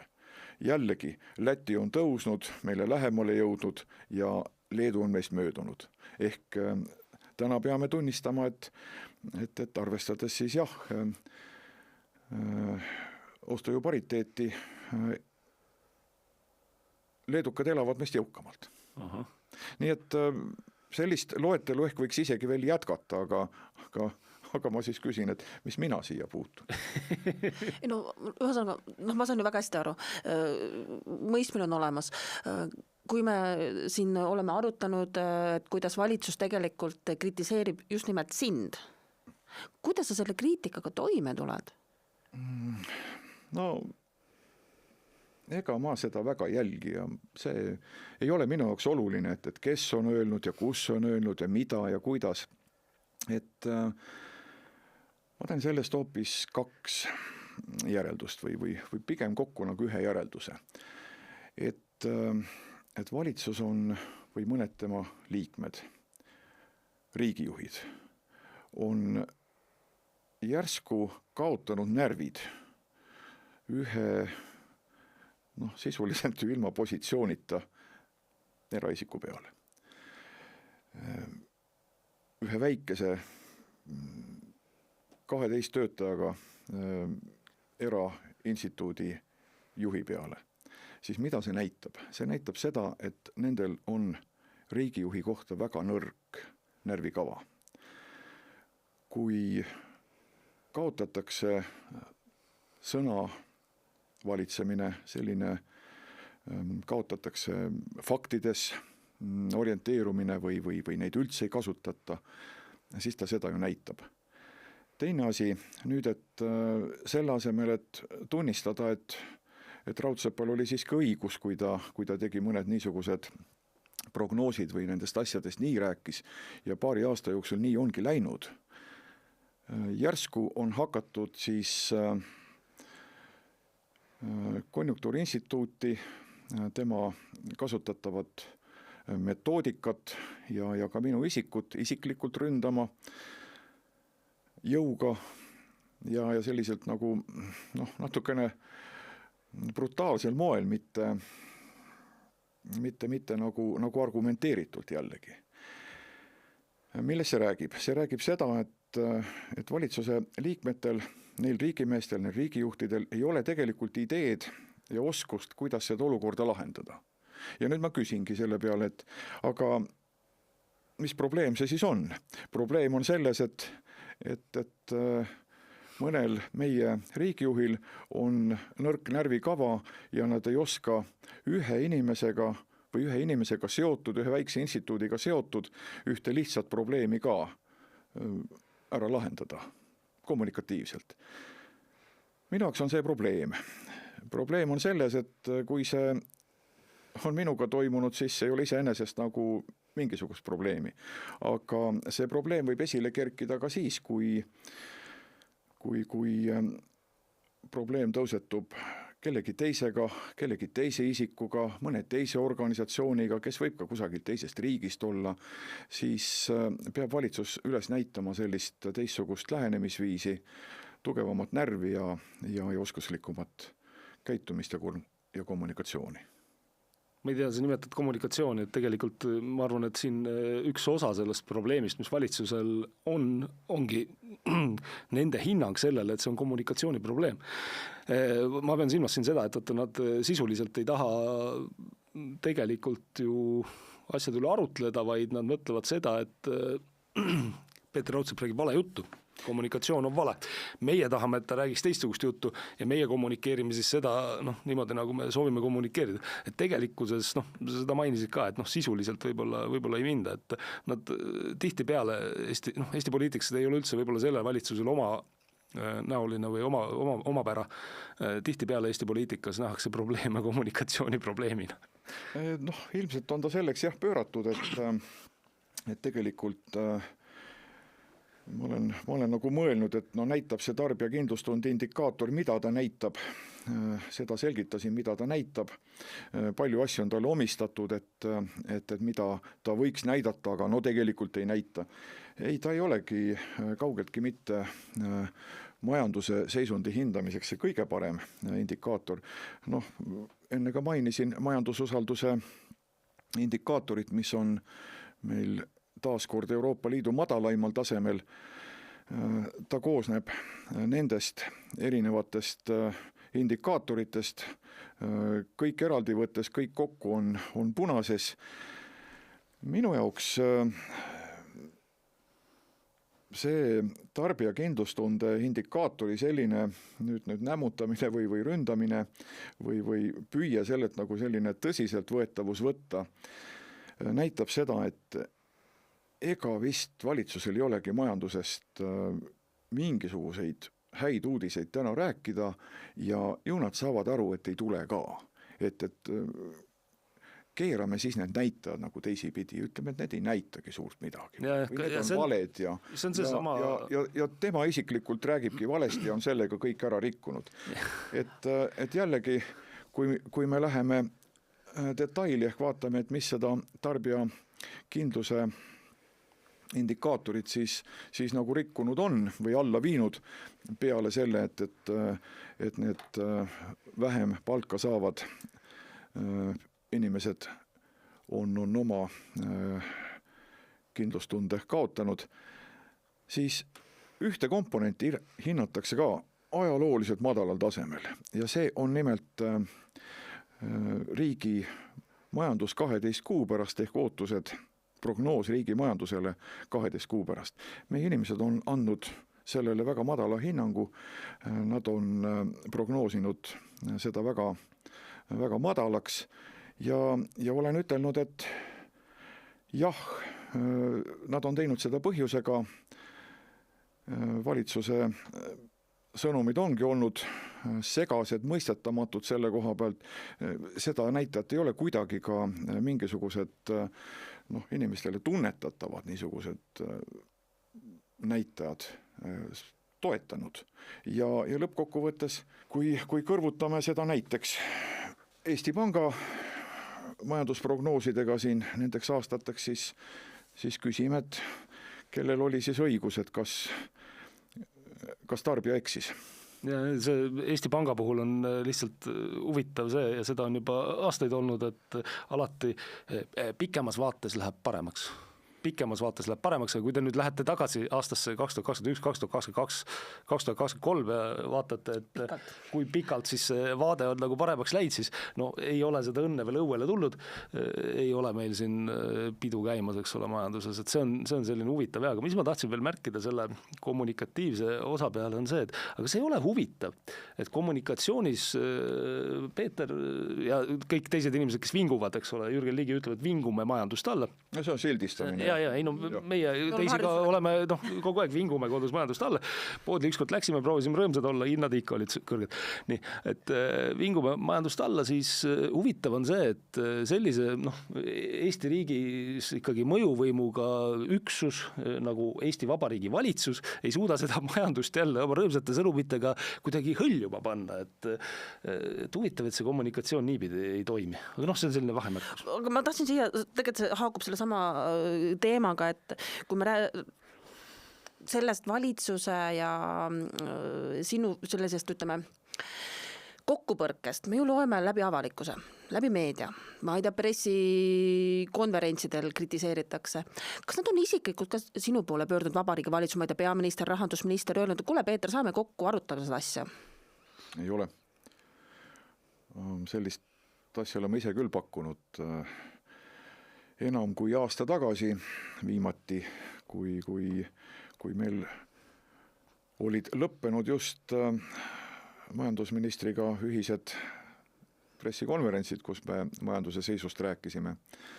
Et paistis, et neid enam ei tule, aga siiski ma ettepaneku tegin, et neid võiks jätkata ja neist võiks enne arutada natuke seda neid teemasid või näitajaid ka, et ei, rohkem selliseid kontakte pole tõesti olnud. Kõik toimub siis läbi avalikkuse. Keegi ütleb midagi, millele tuleks justkui nagu reageerida? No selles mõttes mina teen oma tööd, et Konjunktuuriinstituut annab välja kvartaalseid ülevaateid majandusest ja kommenteerin neid. Kui minu käest küsitakse, ma pean oma kohuseks, oma missiooniks tegeleda sellega, et selgitada majandusasju, selgitada seoseid majanduses. Ma ei tee seda nii, nagu analüütikud teevad. Ma pole analüütik ju olnud ja ma ei saagi selleks. Et minu ekspertsus on teissugune. Olen 25-aastasest teas saati siis juhtinud erinevaid ettevõtteid, erakapitalil riigile kuuluvaid ka rahvusvahelisi, väikseid, aga ka suuri, kus on tuhandeid töötajaid, et see on minu kogemus. EAS nüüd Konjunktuuriinstituut järel, et ma püüan neid asju selgitada, inimesed peavad aru saama sellest, et mis toimub, sellepärast, et see kommunikatsioon ja tegelikkus nagu väga sageli ei kohtu. Et need ei ühti ja küsimusi tekib. Ma tahtsin lihtsalt küsida, et kui me näeme seda, et valitsus kritiseerib kogu seda sinu seda ütleme, prognoosi asju, aga kuidas rahvas on, kas keegi on, ma ei tea, kirjutanud, võtnud ühendust, öelnud, et kohutav, mida valitsus teeb, me ju kõik näeme, et kas on mingid, ma ei tea, toetusavaldusi? Kas sa tunned endiselt toetatakse? Meie toetame. Tunnen küll selleni välja, et isegi ministeeriumites töötavad riigiametnikud tulevad juurde ja suruvad kätte, ütlevad, et kuule, et sa räägid nagu õiget asja, et seda on vaja. Aga ega ma nagu väga hästi aru ei saa, et miks peab üks instituudi juhtimine olema järsku niisugune töö, mis vajab mingisugust sellist nagu toetamist või moraalset toetamist sealhulgas, et ta tegelikult ei peaks ju nii üldse olema, et me töötame omal alal, instituut töötab nii, nagu ta seda alati on teinud, ajad on erinevad, tulenevalt sellest on ka sõnumi sisu erinev, aga ta peab alati olema selles mõttes sarnane, et ta peab olema õige ja konkreetsetel andmetel tuginev. vot kurb on see, mida ma tahtsin vahepeal märkida, et kurb on see, et kui me liigumegi sellisesse riiklikusse olukorda nagu kuskil mõnes teistsuguses riigis me võime ette näha, et kui näiteks üks on see, et instituut, eks ole, eraõiguslikku instituuti rünnatakse nii, aga miks nad sellega siis, miks sellega asi lõppema peab, et vahepeal oli ju iroonilisel kombel, Statistikaamet ise kogemata eksis, eks ole, palgaandmete avalikustamisega, et küll oleks olnud hea uudis, vaat. Ja kui sa sealt edasi mõtled, et siis võib-olla ühel hetkel, kui sul on mingisugust ametkondlikku survet, kahtlemata, ma arvan, et kui avalikkuse ees mängitakse sellist võimsat survestamist, siis kuskil oma allasutustes lüüakse ikkagi rusikaga lauale ja öeldakse, kuidas peab olema nagu juba täna. Et ma usun, et see võib vabalt nii käia ja kuidagi see ikka mõjutab. Ehkki võib-olla mitte nüüd, ma ei taha kahtluse alla seada ei Statistikaametit ega Eesti Panga andmeid me siin vaatasime juba, need võib niikuinii kahtluse alla seada. Või ütleme prognoosid, mitte andmed, prognoosid. Andmed on teised. Aga põhimõtteliselt ma ütlen, et kuhu me niimoodi jõuame. Et see käekiri, kuidas tullakse ja põhimõtteliselt siis ütleme poliitiliselt seostatud üks organisatsioon nimega SALK, ütleme tänaste valitsejatega poliitiliselt seostatav organisatsioon, võtab ette ja teeb ka nagu sellise mingisuguse analüüsi, et me nagu ei jõua, me peaksime tegelema täpselt nagu teisi minu arust ka nüüd välja tõi ja küsis sult, et äkitselt oleks parem nagu maha istuda korra ja läbi rääkida need asjad. Ma ei tea, kuidas sa tunnetad seda, kas sa tunnetad seda, et see on kuidagi selline see käekiri, mis tänasel valitsusel on kahtlaselt ebarahuldav ja autoritaarsusele viitav? Mis läbirääkimiste pool mina nüüd olen, et siin ei ole vaja tegelikult midagi läbi rääkida. Arutada. Jah, tulen tagasi veel kord selleni, või sellele, et ega selleks, et kõik näitajad paraneksid, tuleb neid lihtsalt parandada, et ei peaks nagu selles kinni olema selles tupikus, et hoiame nagu seda olukorda ja lihtsalt ootame, kuna need näitajad iseenesest paranevad. Et nad ei parane, see vahe meil teiste naaberriikidega süveneb ja lõppude lõpuks tunnetus, inimeste endi tunnetus ka ju siis sellise ametliku, ma tahtsin kogemata öelda juba propagandaga, aga ütleme siis ametlike andmetega või sõnumitega ja tegelikkusega. Aga nüüd, mis puudutab ametnikesse, siis mul on tegelikult kahju. Mul on kahju sellest, et me võime küll nimetada, et ametnikud, et neid on liiga palju ja nad on liiga kallid ja nad elavad seal omas mullis ja kujutavad endast ette ühte sellist süvariigi osa. Ja selles hinnangus on väga suurel määral niisugust ebaõiglust. Jah, mullis, kes meist, kui me ühe asjaga tegeleme, piisavalt palju aastaid ühes keskkonnas oleme, ei leiaks järsku, et ta ongi selles informatsiooni väljas, ta ongi selles mõtteväljas, et seda võib siis ka mulliks nimetada. Teine asi on see, et meie ametnik on minu meelest on nagu kahe surve vahel, et ühest küljest ühiskondlikult leitakse, et tihtipeale, et võiks neid vähem olla, võiks vähem palka saada või vaata, et üldse mitte olla. Teisest küljest ma arvan, et see on üsna adekvaatne hinnang, et ega poliitikute poolt survestatakse neid ka. Ma olen seda ise küll mitte ametnik olles, aga natukene kõrvalt kogenud küll, et mõned isiklikud sellised muljed on olemas. Aga mida see kokkuvõttes tähendab? See tähendab seda, et ametniku töö ei ole see, mida väga kadestada. Et see on halb keskkond töötamiseks. Ja võib-olla seetõttu ei ole ka riigil kui tööandjal alati võimalik endale selliseid valikuid siis teha värbamistel, kui seda olud nõuaks või vajadused on. Ja lõpuks ka see, et kui kõiki nagu natukene niimoodi hõldi peal hoitakse, et tehke seda, mis öeldakse, väljendage seda, mida oodatakse, et väljendada vaja on, siis see tähendab ka seda, et see ametnikkond töötab ebaefektiivselt. Et meie jaoks on tegemist nagu tõepoolest suure kuluga, aga me ei saa sealt sellisel määral vastu ja mitte nende ametnike endi pärast. Ma võib-olla seletasin natuke pikalt ja segaselt, aga selline mulje mul on. No teisi võib kohe kommenteerida, kuidas siis on see ametniku töö selline mitte kadestamisväär? No mina olen kunagi tõepoolest olnud mitte väga pikalt ametnik, aga suures plaanis see täpselt niimoodi ongi, sa oled kahe tule vahel. Ühelt poolt on siis ühiskond ja ütleme Eesti inimene, teiselt poolt siis poliitiline surve, sest sa tegelikult võid olla ise apoliitiline, aga kui tuleb sul minister teatud erakonnas, siis ütleme, surve hakkab pihta. Ega sa suures plaanis lõpuks teed ikka seda, mida ju minister tahab, tema ju loob sulle suunad vastavalt sellele, mida valitsus tahab. Hästi palju on sellist asja. Et jah, ei ole koht, kus hea olla, aga ma sellega mõttes ma nagu ei nõustu, et võib-olla meil on tegelikult liiga palju ametnikke. No. Ja võib-olla see omas mullis töötamine, et kui üks inimene töötab 20 aastat ühtemoodi ühes kohas, võib-olla see ei ole hea.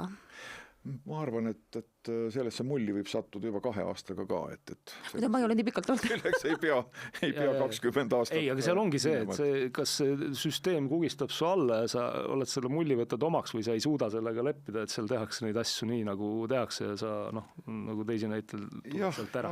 Inimlikult saan väga hästi aru, ega tegelikult töökoht on vajalik ja pere ülalpidamiseks on vaja palk välja teenida, mitte ainult täna, vaid ka tulevikus ja see kõik on mõistetav, aga mulle tundub jah, et kuidagi ebaefektiivne on see ja sellisesse halba olukorda on nad sageli seatud. No vaata, meil vaikselt siin hakkab otsa saama see aeg ka tänaseks, et ma tegelikult lõpetuseks võib-olla küsiks niimoodi siis, et mida tulevik siis toob meil, kas läheb elu paremaks? Ma tahaks loota, et tulevik on alati parem. Tulevikus me võiksime olla, meil on see võimalus antud, olla tänasest targem. Teiseks, iga aastaga annavad üha enam tooni ja määravad asju üha enam noored inimesed, järgmine põlvkond. Järgmine põlvkond on alati eelmisest parem.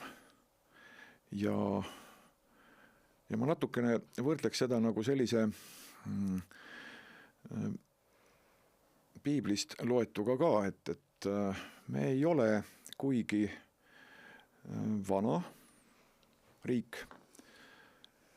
Meile taasiseseisvuse algusest on möödas pisut enam kui 30 aastat, aga ilmselt mitte ilmaasjata ei lastud siis rahval tõotatud maad otsides seal 40 aastat kõrbes ringi rännata, et endast kõik see vana ja üleliigne ja need kõik nagu maha jätta sinna kõrbesse, et ei hakataks nagu seda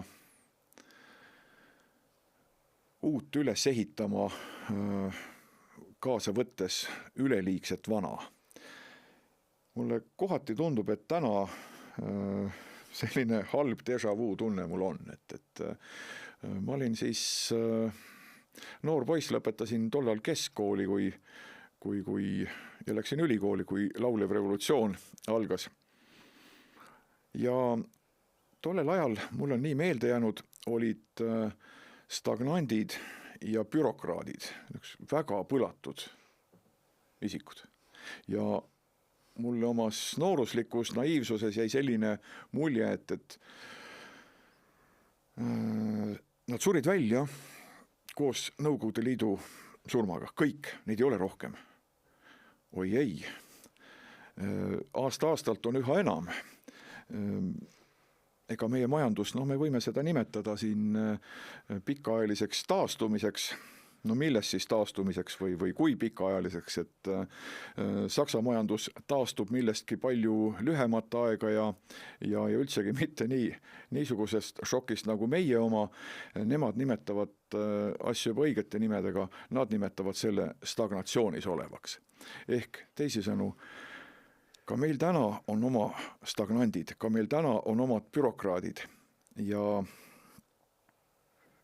see olukord on selles mõttes palju hullem, et siis mina mõistsin seda nii, et see on kuskilt võõralt maalt, okupatsioonivõim, see on meile peale surunud. See on võõras kultuur. Meie nii ei ela, meie nii ei mõtle, see pole meist, aga nüüd see on meist.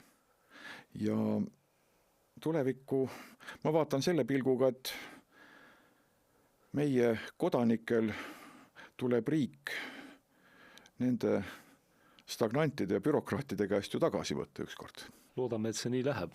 Stagnandid ja bürokraadid võivad väga palju kahju teha, nii et kodanikud peavad siis asja oma kätte võtma. Suur tänu, Peeter, et sa saatesse tulid ja oma mõtteid jagasid. Väga põnev oli. Aitäh kutsumast. Nii, aga täname ka teid, head kuulajad ja vaatajad. Nagu ikka, aidake meie saatel ka levida, märkige saade meeldivaks, jagage seda sõpradega. Kindlasti kohtume ka teiega jälle. Kõike head!